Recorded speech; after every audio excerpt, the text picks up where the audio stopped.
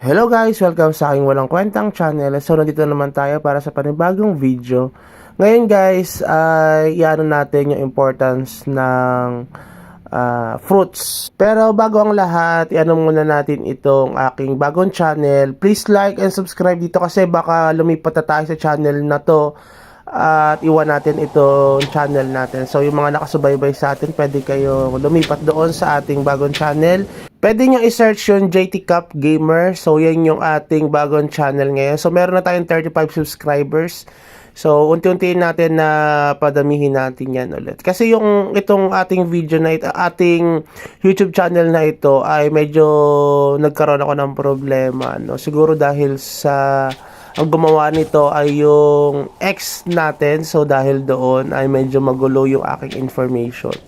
At matagal na kasi itong YouTube ko. So, siguro hindi siya masyadong na-update dati. Kaya nagkaroon ako ng problema. So anyway, so yun yung bago natin yung Facebook, yun na bago nating channel guys. Please like and subscribe doon sa ating channel na yun. At doon na tayo mag-upload ng mga upcoming videos natin. So dito na tayo sa ating fruits, no. Marami kasing parang hindi ito kino-consider dahil nga medyo mahal. Pero kapag kayo ay nag-level 500, sigurado ako kukuhain nyo ito. No, pero para sa akin mas okay itong i-upgrade compare doon sa sa SD. Sa akin lang kasi medyo mas ako dito mas okay ako dito dahil nga dagdag sa stats itong ating itong mga fruits na ito.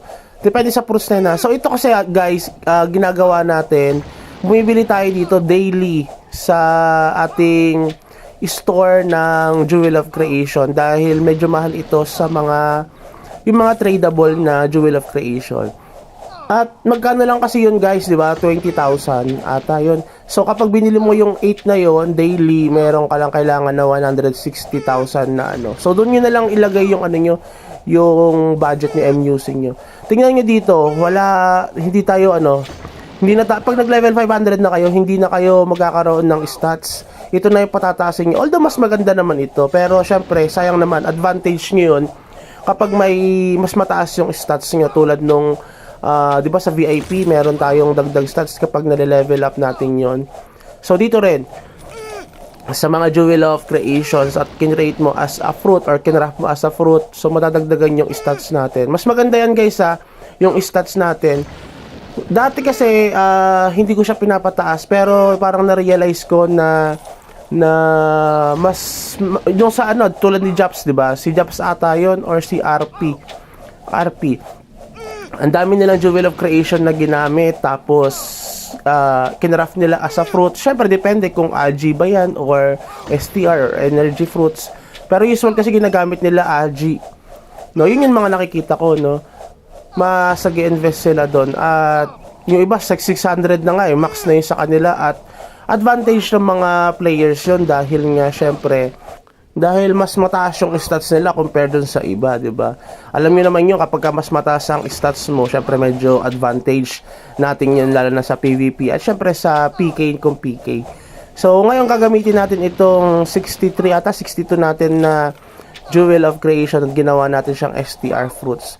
Kinuha natin itong STR kasi more on STR tayo ngayon damage dahil wala kailangan kasi natin palakasin yung damage natin.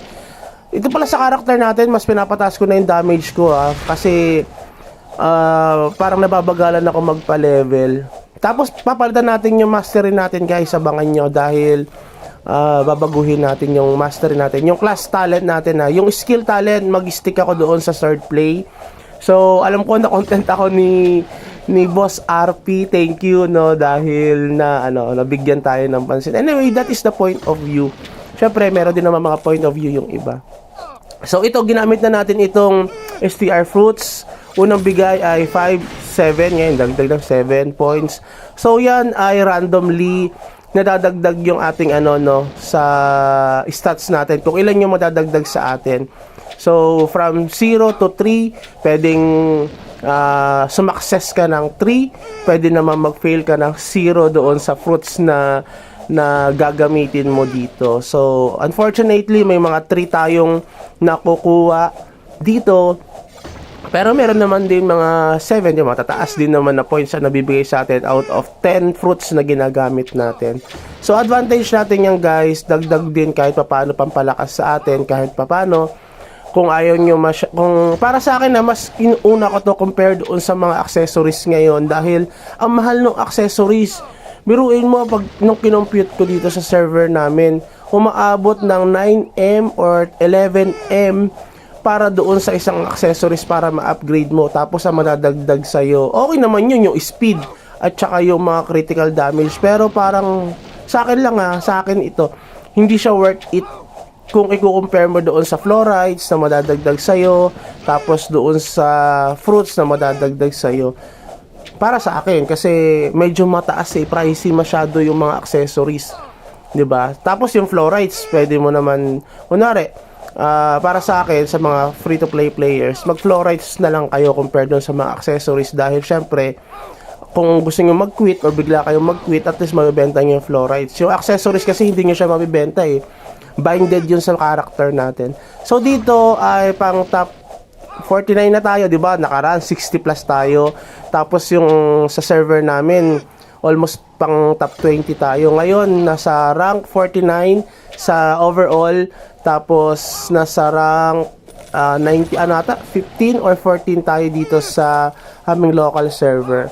So, unti-unti lang natin guys yung ating pagpapalakas dito. Give me 1 month at makakapasok tayo dyan sa top 10 na yan sa local server natin.